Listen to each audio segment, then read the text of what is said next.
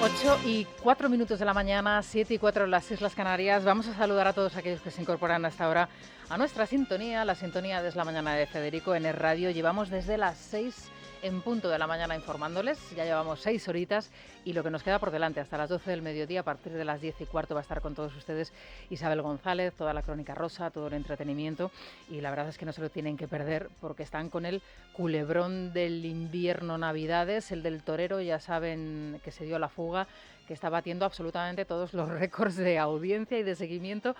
Al menos en nuestro YouTube, ya saben ustedes que en nuestro canal de YouTube nos pueden seguir en directo. Saludamos también a todos aquellos que nos siguen a través de este formato, en nuestra aplicación de teléfono móvil, en nuestra página de Libertad Digital y, por supuesto, a través de los canales, digamos, ordinarios de radiodifusión española. Hoy, a partir de las 8:30, en nuestra tertulia, Luis Valcarce, Maite Rico y Manuel Llamas. Así que tertulión en una jornada fría, gélida y también pasada por agua, porque los chubascos van a ser generalizados prácticamente en todo el país.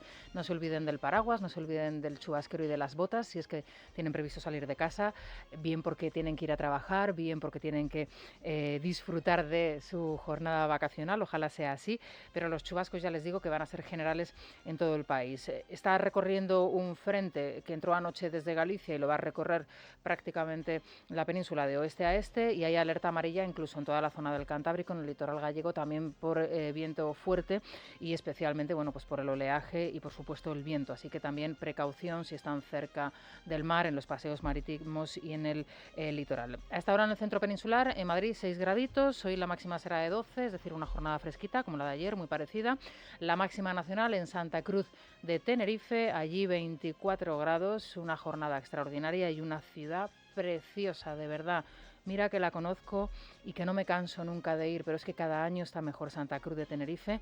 Eso sí, el tráfico hay que mejorarlo un poquillo, complicado moverse en coche por Santa Cruz de Tenerife, pero la ciudad es que no puede estar más bonita. La mínima en Gerona, en Lérida, en Soria y en Teruel con 1 grado.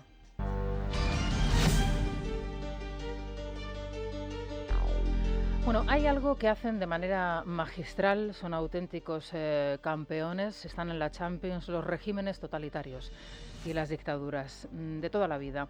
Es la utilización de los mayores y de los niños. Aquí se lo hemos contado en numerosísimas ocasiones. Lo que le gusta a la dictadura cubana o lo que le gustaba a la dictadura cubana de los Castro en todas las fases que ha tenido y que sigue teniendo, utilizar a un anciano o a un niño. Lo que le ha gustado y le gusta a la Venezuela de Chávez y de Maduro, utilizar a los niños en esas imágenes grotescas de los mítines que daba Chávez, incluso los dados por Maduro, cuando millones de niños han tenido que salir, incluso muchos de ellos a pie, del país, están en la indigencia y en la pobreza más extrema. Muchos de ellos, por cierto, los más afortunados o de los más afortunados, lo digo porque hay gente que lo está pasando muy mal en la frontera, aquí en España. ¿Cuántos miles de niños venezolanos viven hoy con nosotros? Y la China comunista, ¿qué me dicen ustedes? Esos niños uniformados en los actos del partido. Corea del Norte, exactamente lo mismo. Como les digo, es algo que hacen de manera magistral. De verdad, no me llamen exagerada y quizá lo que les voy a decir les va a sonar a ustedes un poco exagerado por mi parte. Yo no sé si vamos por el mismo camino, pero desde luego creo que hay cosas que empiezan a ser muy parecidas o sospechosamente parecidas. Eso de tratar de blanquear un acto y dotarle de empaque e institucionalidad, poniéndole a un mayor, a un niño, y por qué no decirlo también, a una mujer maltratada, ya empieza a oler un poco a chamusquina en este país. Que el aniversario de la Constitución española ayer, el 45 aniversario, estuviese protagonizado, aparte de por la presidenta del Congreso, por una mujer maltratada y por un niño, es quizá ya algo grotesco. Artículo 39. Los poderes públicos aseguran la protección social, económica y jurídica de la familia. Los poderes públicos aseguran, asimismo, la protección integral de los hijos, iguales estos ante la ley, con independencia de su filiación, y de las madres, cualquiera que sea su estado civil. La ley posibilitará la investigación de la paternidad. Los padres deben prestar asistencia de todo orden a los hijos habidos dentro o fuera del matrimonio durante su minoría de edad y en los demás casos en el que legalmente proceda. Los niños gozarán de la protección prevista en los acuerdos internacionales que velan por sus derechos. Gracias. Por favor, alejen a los niños de estos actos.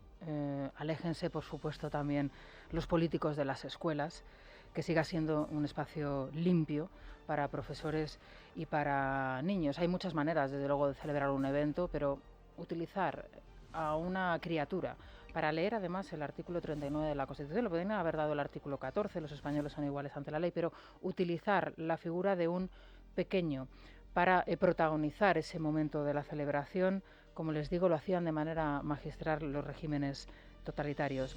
Hay muchas maneras de celebrar un evento y entiendo que cuando un jefe de protocolo con su equipo, la señora Armengol, se reúne para decir, bueno, ¿qué podemos hacer este año para celebrar el 45 aniversario de la Constitución? Bueno, a ver, canciones.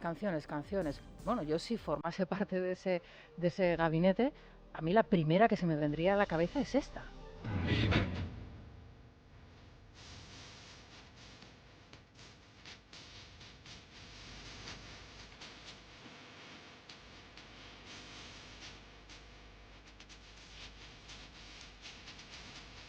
Bueno, creo que sin duda es el tema con el que todos nos identificaríamos, con letra además del gran Pablo Herrero, que falleció hace tan solo 2, 3 días. Hubiese sido un homenaje, creo yo, perfecto para el momento, perfecto para nuestra Constitución, para la transición y, por supuesto, para su autor. Pero, desde luego, la selección musical a cargo de Armengol no se trataba de esto, se trataba de otras cosas, de aquellas pequeñas cosas, por ejemplo, de Serrat y, por ejemplo, de este otro tema que fue el que se escuchó ayer en el Congreso de los Diputados. Si te dijera, amor mío,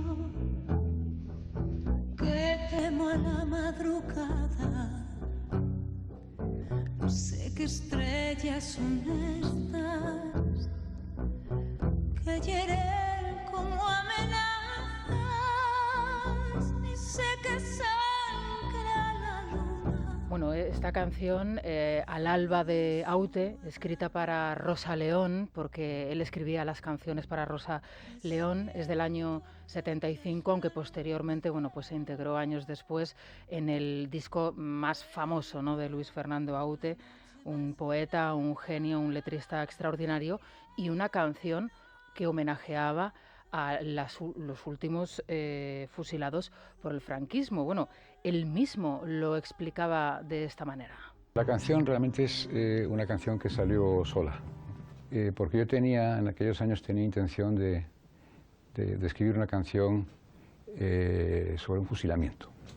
Entonces, en aquellos años yo no cantaba mis canciones, Rosa León era quien las cantaba. Cuando escuchó Al alba le gustó mucho y me preguntó, me dijo, nos parece que estás contando el fusilamiento, ¿no? Alguien que van a fusilar. Pero no era esa la canción que yo quería hacer. Yo quería hacer otra, pero salió esa, que era la que de alguna forma andaba buscando, ¿no? Y ya en los conciertos que daba Rosa, dedicaba esa canción a los condenados a muerte, ¿no? En todos los conciertos, con gran riesgo por su parte, ¿no?, en aquellos años. Y ya la canción quedó vinculada a los fusilamientos del 27 de septiembre, ¿no? Y ha quedado al fin de los...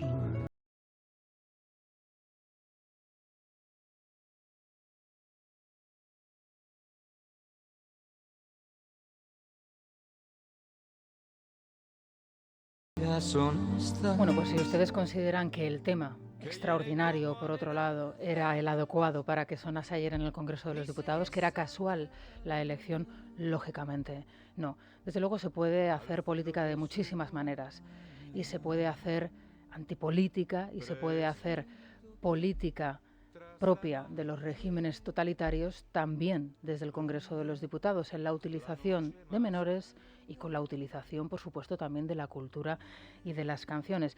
Y, por cierto, ya dispuestos a utilizar determinados temas, pues yo creo que los originales siempre son los mejores y en este caso, sin lugar a dudas. Son las 8 y 14 minutos, 7 y 14, vamos con más noticias.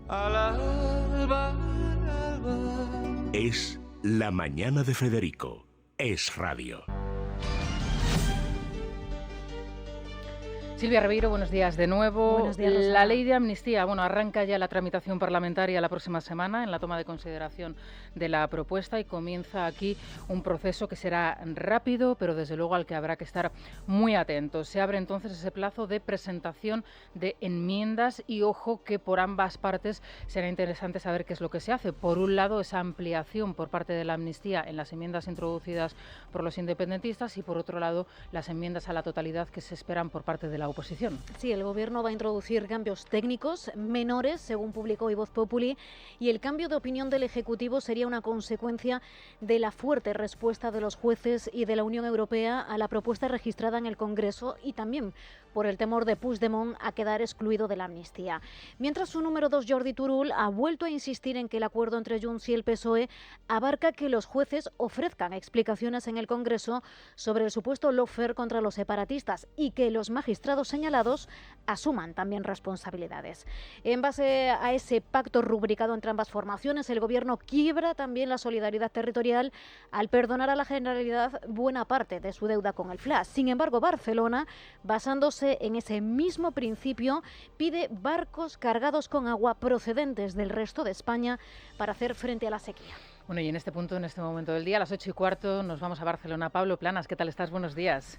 Hola, muy buenos días, Rosana. Bueno, como siempre, un placer poder escucharte. Pablo, Gracias. Cuéntanos qué es lo que ha pasado en las últimas horas, sobre todo que sabemos de Puigdemont, que lleva unas horas callado, lleva un tiempo sin pronunciarse, y qué es lo que va a pasar, sobre todo a partir de la semana que viene, en esa presentación de enmiendas por parte de Esquerra Republicana de Cataluña y de Junts. ¿Qué es lo que se sabe?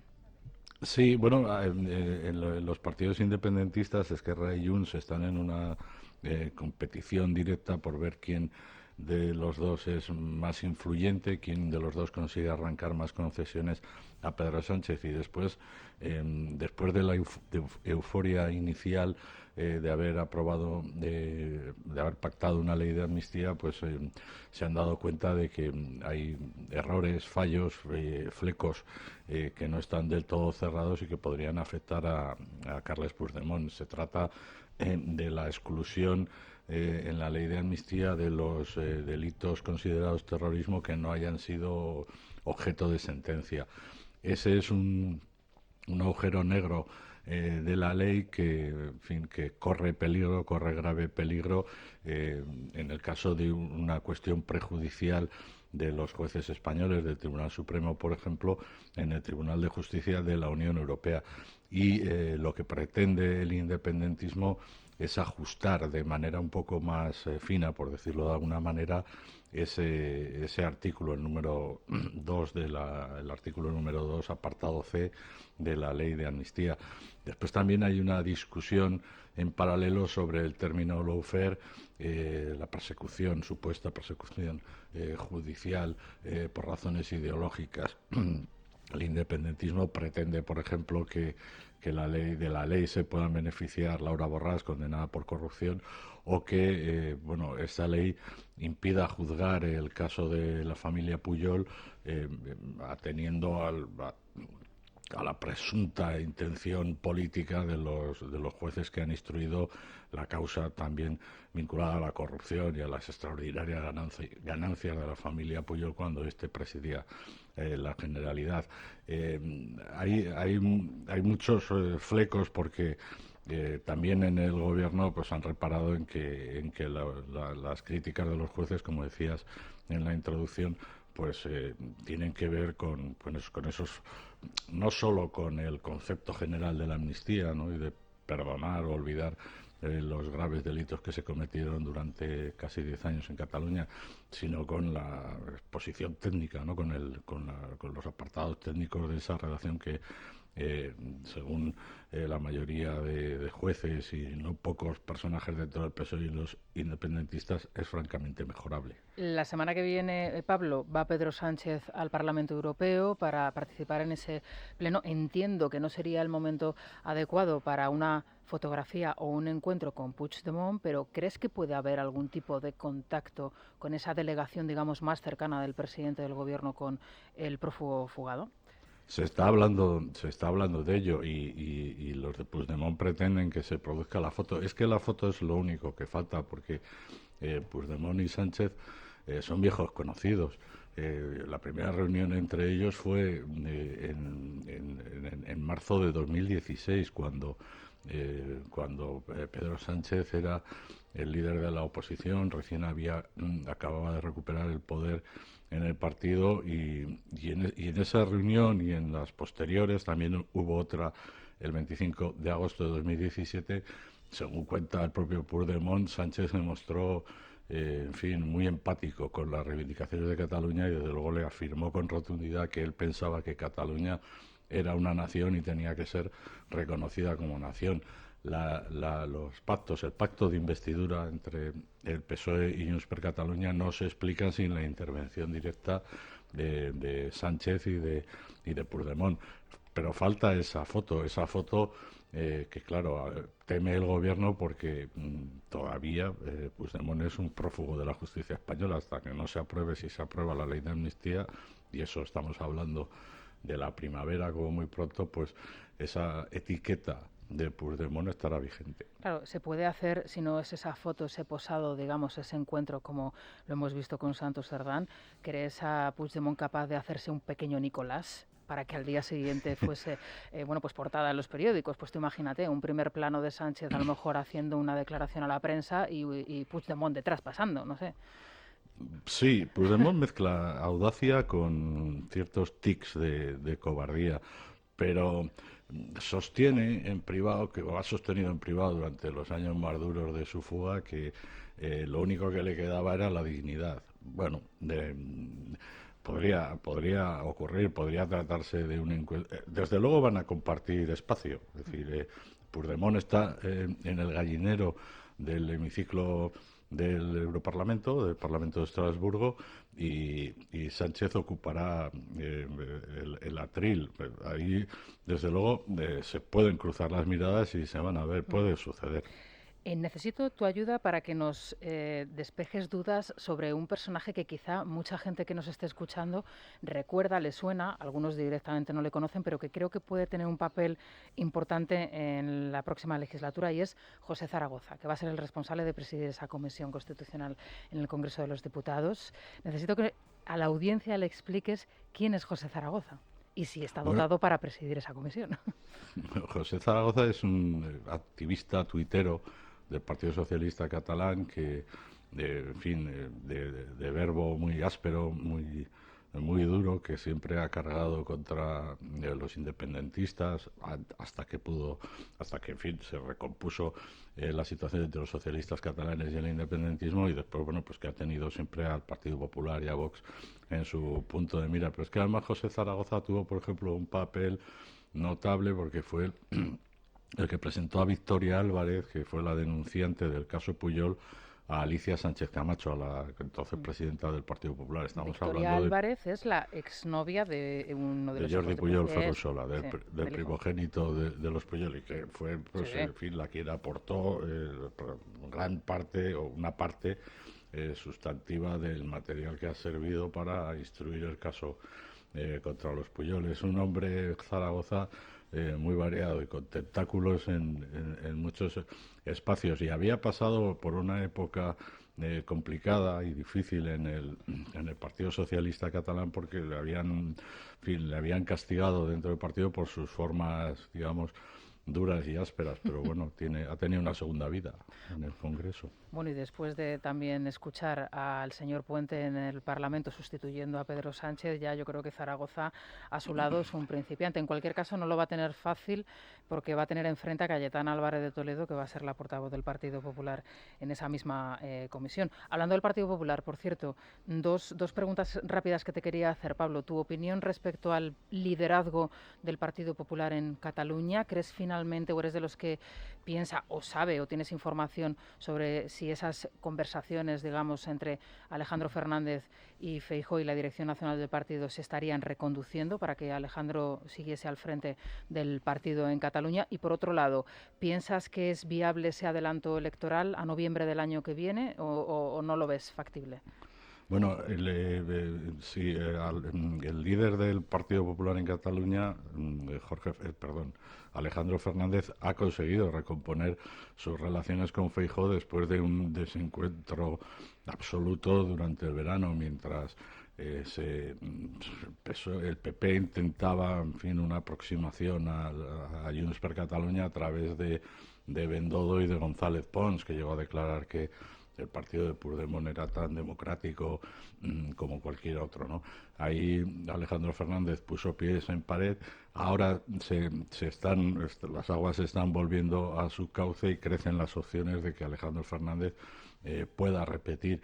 Además está incrementando notablemente su actividad, está visitándose desde el partido en diferentes localidades de Cataluña, preparando el Congreso del Partido Popular, que se celebrará pues probablemente en los primeros meses del próximo año. Y en cuanto al adelanto electoral, es una posibilidad, entre otras razones, porque el gobierno de Esquerra está en franca minoría, con solo 33 diputados sobre 135 que tiene el Parlamento de Cataluña, y está acuciado por los problemas.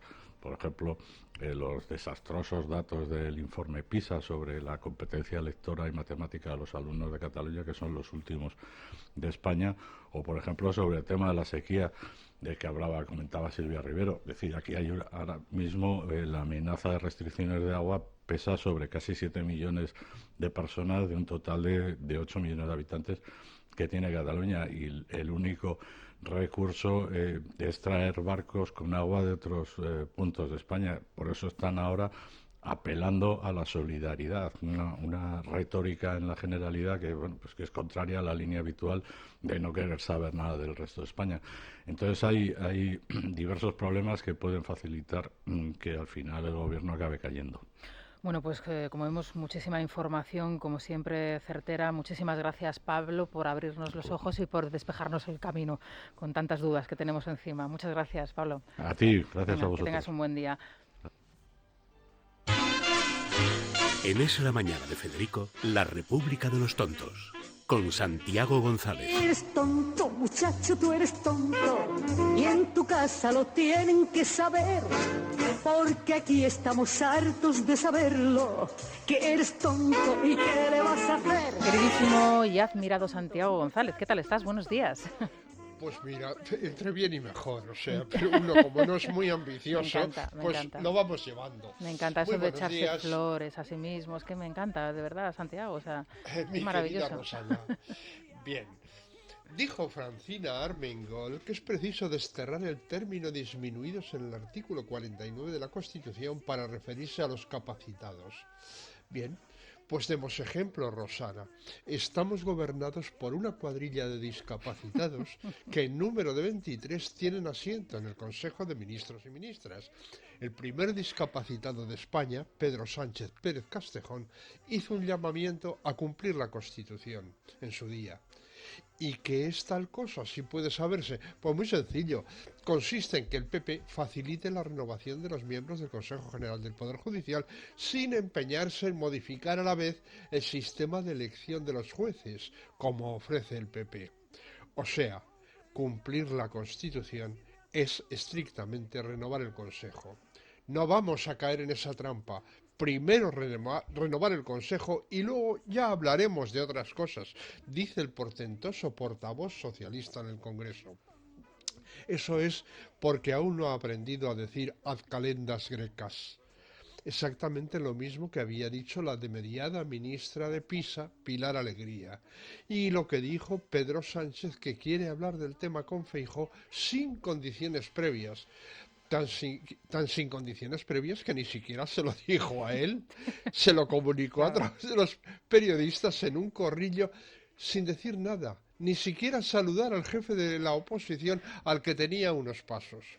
El jefe de la oposición hará bien en tentarse la ropa, que no se le ocurra sentarse con Sánchez si no es en presencia de un verificador. Bueno, Aquí sí que hace falta. sí, bien haría. Buen consejo, claro que sí. Francina estuvo solo un poco menos partidista que en la solemne inauguración de la legislatura, aunque insistió al sugerir que la Constitución permite una consulta sobre la cuestión territorial. También podría haber citado el artículo 2 de la Constitución. La Constitución se fundamenta en la indisoluble unidad de la nación española, patria común e indivisible de todos los españoles, etcétera, etcétera. Pero una no se puede acordar de todo. Por otra parte, Rosana, a mí, que seguí con muchísima atención los debates constitucionales, hizo una buena tarea divulgadora El País. Entonces, me pareció que era un poco redundante lo de la indisoluble unidad, patria común e indivisible, etcétera. Pues fíjate qué mañas se dan para creer que lo admite todo o para fingir que lo creen. De todas formas, en líneas generales, ¿qué te pareció el acto? Porque a mí me pareció lamentable, no me gustó nada, nada, ni el tono, ni las canciones, ni la forma, ni el niño, lo siento mucho, la verdad. Eso es, el niño... Por la familia y por el crío, pero... Y siempre sacar a la mujer maltratada como si fuera el exponente de nuestro país, ¿no?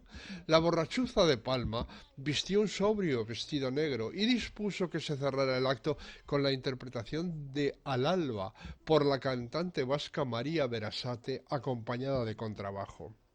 Todos los que tenemos memoria identificamos esa canción con las últimas ejecuciones de la dictadura contra 5 terroristas, 3 del FRAP y 2 de ETA, el 27 de septiembre de 1975.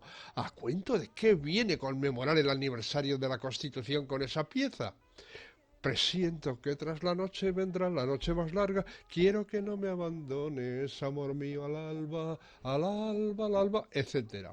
Eso explica el color del vestido de Armengol. Se había puesto de riguroso luto para la ocasión. Y el careto, porque se la ve en la foto, el careto de Armengol, el careto de Joly, que bueno, a lo mejor Joly tenía ese careto por Joly tenía sus motivos de preocupación. Eso hay que tenerlo en cuenta, sí, Rosana. Sí, pero está bien que insistamos en esto y que expliquemos el sentido de las cosas, Santiago, porque de verdad, cuánto te agradezco que insistas. Yo también lo he destacado. Mira que Aute es para mí Dios, ¿entiendes? Pero de verdad que todo tiene un sentido. No era gratuita la elección de la canción. Claro que no era gratuita, y además es que es una canción preciosa. O sea, por supuesto. Interpretada por Aute más todavía. Más, sí. Tampoco lo hacía mal Rosa León. No, hay que pero yo reconozco que me gustaba más Aute, pero bueno. Sí. Bueno, Aute era el talento. Siguen los ecos de la ruptura entre Podemos con Sumar. No llegará la sangre al río. La exministra y secretaria general de Unidas Podemos se apresuró a llamar a Félix Bolaños para tranquilizarlo y mostrarle su disposición a dar estabilidad al gobierno, pese a que la marcha de los 5 diputados morados al grupo mixto haya dejado a Sumar con solo 26 escaños. Cristian Campos reproducía en Twitter una cita del psicópata. España tiene un problema de pluralismo periodístico. Lo dice Sánchez. No le basta con El País, La SER, La Sexta, El Diario.es, Público, El Plural, Infolibre, El Periódico, La Vanguardia, El Huffington Post, La Marea, CT, etc. Eso sin citar las televisiones. Y la agencia EFE, claro, porque Pedro Sánchez ha puesto al frente de la agencia EFE a Miguel Ángel Ogeliver, secretario de Estado de Comunicación, de gestión y de objetividad manifiestamente mejorables. No tengo para olvidar el tuit que puso tras la toma de posesión del gobierno Sánchez después de la fraudulenta moción de censura contra Rajoy. Día de gran emoción. El gobierno de Sánchez Castejón comienza a trabajar al servicio de los intereses generales de España. Sabes que yo coincidí con él en la cadena SER, con Miguel Ángel Oliver, y él presentaba la desconexión local de Madrid. Y lo hacía muy bien, daba bien paso al tráfico, al tiempo, daba las noticias locales de Madrid, que para mí son, bueno, pues uno de los momentos más extraordinarios de la radio, de la primera hora, porque al final es lo que la gente está demandando, ¿no? La noticia de cercanía, la que tiene más próxima. Claro. Pues eso lo hacía bien, Santiago. Y luego fíjate la evolución que ha tenido. Pues mira, todo es empeorable. Y además lo tengo dicho con perdón ahora que todavía son horas. Es que todo lo que toca Sánchez lo emputece. Esto es así. Es un don y una maldición, como decía el personaje de aquella serie de televisión. Bueno, pues el nombramiento de Oliver era comentado con su tino y su capacidad de síntesis por Cayetana Álvarez de Toledo. Ni una institución sin asaltar, como para entregarles el poder judicial. Sí. Pues claro, ¿cómo que primero la renovación y luego ya hablaremos de lo otro? No, hombre, no, todo junto, o si no, no hay nada. En fin, Santiago, muchísimas gracias, que pases un feliz día, seguimos leyéndote y por supuesto escuchándote. Hasta mañana, Santi. Hasta mañana, que será otro día. Es La Mañana de Federico. Es radio. Bueno, pues vamos a brindar a esta hora de la mañana, 8:38, o bueno, por lo menos ir haciendo la bodeguita porque es muy temprano con Bodegas Escudero. Bueno, nuevamente en nuestra cesta, la verdad es que somos afortunados, la mejor calidad de los cavas Becker, de Chardonnay, Pinot Noir o Viura y el cava Becker, que nunca tiene que faltar. Si lo quieren conseguir, yo les recomiendo que entren en la web familiasescudero.com. Aquí van a poder, para su mesa de Navidad, bueno, pues encontrar los clásicos, ¿no? Las primeras firmas, ¿no?, de las bodegas Benito Escudero, Di Orobaco y Becker. Los vermús son elaborados de forma artesanal, como lo elaboran los bisabuelos, y ahora es que está súper de moda. Es la bebida de moda para el tardeo, para la mañanita ya un poco entradita en horas, ¿no?, y después de ir a dar un paseo o el museo o el domingo que tenemos el acto por la mañana nos vamos a tomar el vermú. Bueno, pues maravilloso. Aquí les digo que esto es lo último de lo último. En familiasescudero.com, en esta web pueden hacer su pedido, familiasescudero.com. Son productos muy nuestros, son de La Rioja, por supuesto, son de España, bueno, como todos nosotros, como todos los oyentes. También tenemos españoles de Argentina, españoles de Venezuela, españoles de Chile. De la y India. Como siempre, de la India, alemanes, españoles de Bélgica, bueno, tenemos de todo, Silvia.